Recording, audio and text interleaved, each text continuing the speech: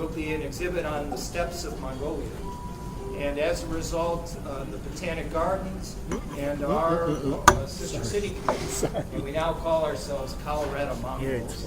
I don't want to spill it on your laptop. One of our events will be for the gardens and us to put on a gala dinner. And the purpose is to raise a substantial amount of money to create an endowment for the Lusby-Jenkins School Pairing Program. And yes, that's the same Jenkins. It's over there. That's going to speak to us. But there are a lot of things going on, but we don't want to take this opportunity, take away from everything else we're going to do tonight by talking about all that. So please get on our list and we'll get all that information out to you.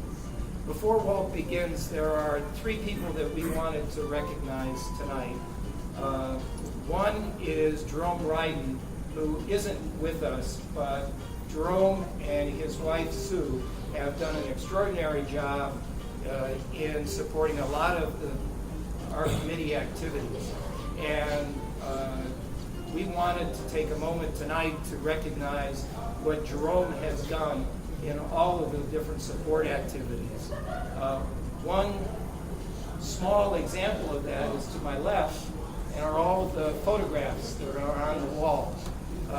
Jerome takes extraordinary, really good pictures, but I should also explain, to produce these and 100 others that he's allowed us to blow up, he did take 10,000 pictures.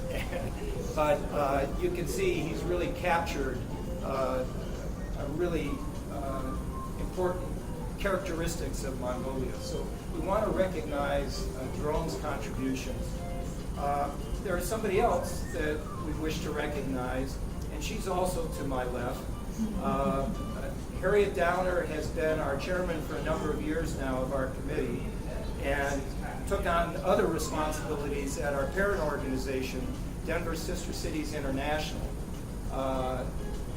We got Harriet to ease off, rest, relax for this year, and I have agreed to take over for a year as the chairman of the committee.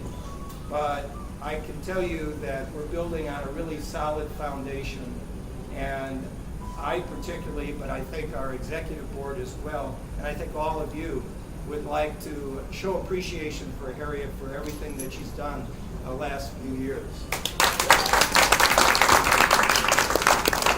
There's another reason why Harriet's up here, and she has one more presentation to make. So in November, December of last year, Denver Sister Cities decided that every city committee, so there are 10 sister city relationships, 10 city committees, we are one of those, should nominate a volunteer of the year.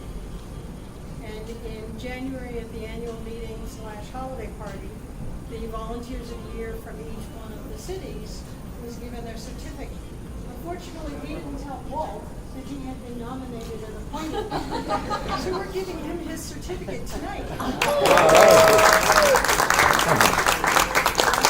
And just to give you an idea, so the write-up, they want to know how many volunteer hours. I said innumerable.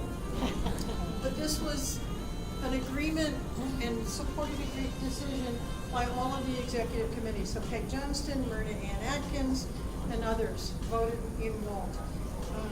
Walt Jenkins is an extremely valuable member of the UB committee and the Lusby-Jenkins School Pairing Program in particular. Walt participates in and supports the committee and its projects throughout the year, but especially the Lusby-Jenkins School Pairing Program. Whether it is supporting a reception for visiting a Ulaanbaatar mayoral delegation at the Denver Botanic Gardens, or the Shingas Khan exhibit at the Denver Museum of Nature and Science, or travel scholarships for high school students and teachers, Walt has been there for the committee both here and in Mongolia.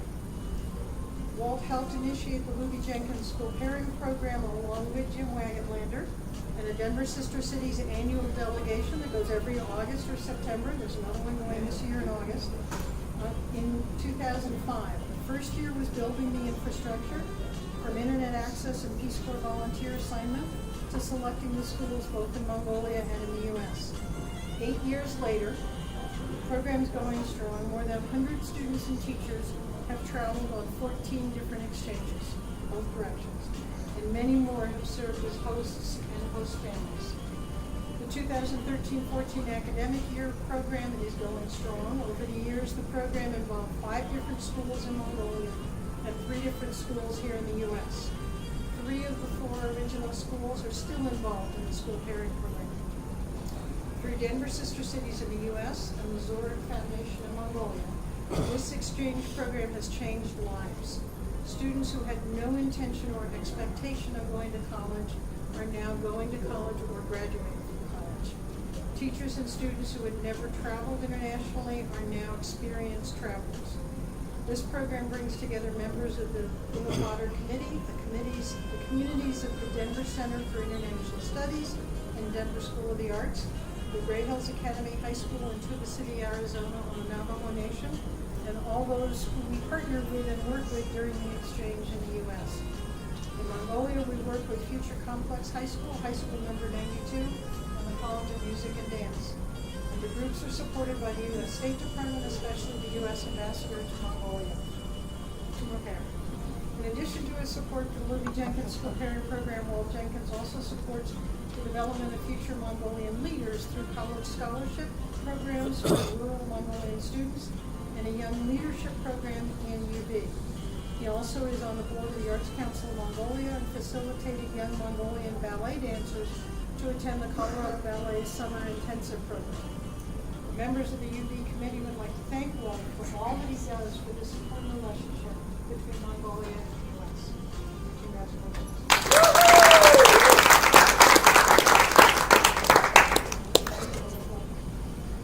You can see that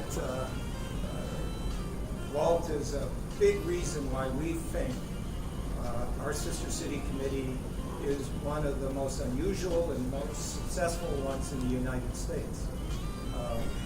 We have had virtually hundreds of programs and activities, both over the last 12 years with Sister Cities and the 10 years preceding that with the predecessor to our committee, the Colorado-Mongolia Project. With all of those activities, we don't pause and take time to discuss maybe some more esoteric issues, some things that maybe aren't on the forefront of people's thoughts, but are in some cases more interesting than people would come to believe.